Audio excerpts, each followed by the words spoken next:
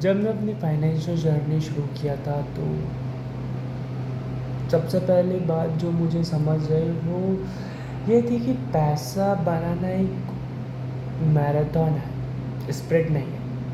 आज मैं आपके साथ कुछ ऐसे थॉट्स शेयर करूँगा जो मेरे लिए गेम चेंजर रहे हैं और क्या पता आपके लिए भी हो। तो इन 3-4 टॉपिक्स में से सबसे पहला टॉपिक अपन उठा लेते हैं, अंडरस्टैंडिंग मनी।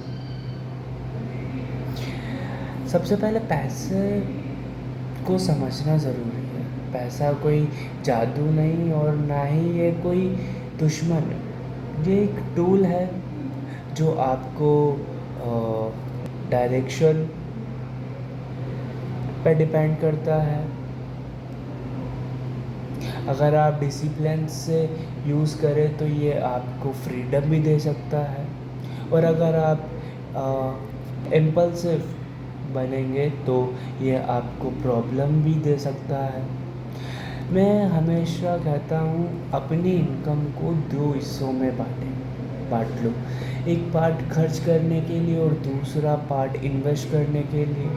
इन्वेस्टिंग का मतलब सिर्फ स्टॉक नहीं बल्कि अपने स्किल्स नॉलेज और नेटवर्क में इन्वेस्ट करना भी होता है मेरे हिसाब से। ओके, अपन पार्ट 2 पे चलते। द पावर ऑफ कंपाउंडिंग को मैं फाइनेंस वर्ल्ड में कंपाउंडिंग को मैं फाइनेंस वर्ल्ड का सबसे बड़ा सीक्रेट मानता हूँ। जब आप अपनी इन्वेस्टमेंट को टाइम देते हो तो वो अपने आप बढ़ता है। मतलब अगर आप 10 साल तक 1000 रुपीज़ पर मंथ इन्वेस्ट करते हैं तो वो 1000 रुपीज़ वो 1000 रुपये आज नहीं रहेगा, वो अपने तेज़ी से बढ़ जाएगा। ये पैशंस चाहिए, और ये पैशंस का मतलब ये नहीं है कि आपको हर दिन मार्केट देखना है, बल्कि अपने गोल्स को फोकस रखना है। आपको अपने लॉन्ग टर्म विजन्स को प्राथमिक करना होगा। ओके, अपन इन सब टॉपिक्स में से बात कर लेते हैं अपने थर्ड टॉपिक पे, जो कि होगी अवॉइडिंग इमोशनल डिसीजंस, जो कि रेयरली लोग कर पाते हैं।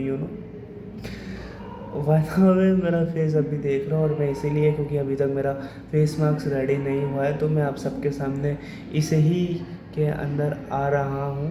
और मैं नहीं चाहता कि मेरे 1 मिलियन से पहले फेस दिखे आपको। मैं अपना फेस रिवील 1 मिलियन पे करूँगा, या फिर 1 मिलियन पे भी शायद ही करूँगा। अपना गोल है 1 मिलियन के पास बाद सेकंड टारगेट पे अपन पहुँचेंगे। तो मैं नहीं बताना चाहता मेरी फेस आपको। मैं चाहता हूँ कि सिर्फ मैं आपको value for money content provide करूँ फाइनेंस से रिलेटेड, जो कि मेरे यूट्यूब फैमिली या फिर जितने भी लोग हैं उन सब की लाइफ में एक वैल्यू ऐड करें। ओके, अपन थर्ड टॉपिक पे बात कर लेते हैं। थर्ड टॉपिक है अवॉइडिंग इमोशनल डिसीजंस। देखो, मार्केट कभी ऊपर जाता है कभी नीचे आता है, लेकिन सबसे बड़ा रिस्क होता है अपने इमोशंस को कंट्रोल कर पाना। जब मार्केट गिरता है लोग डर के मारे अपने पैसे निकाल लेते हैं। यूजली अपन देखते हैं कि बहुत से लोग डर जैसे ही मार्केट कुछ परसेंट नीचे आए, लोग डर के अपना पैसा बाहर निकाल लेते हैं। जब मार्केट चढ़ता है तो लोग जल्दी में इन्वेस्ट कर लेते हैं।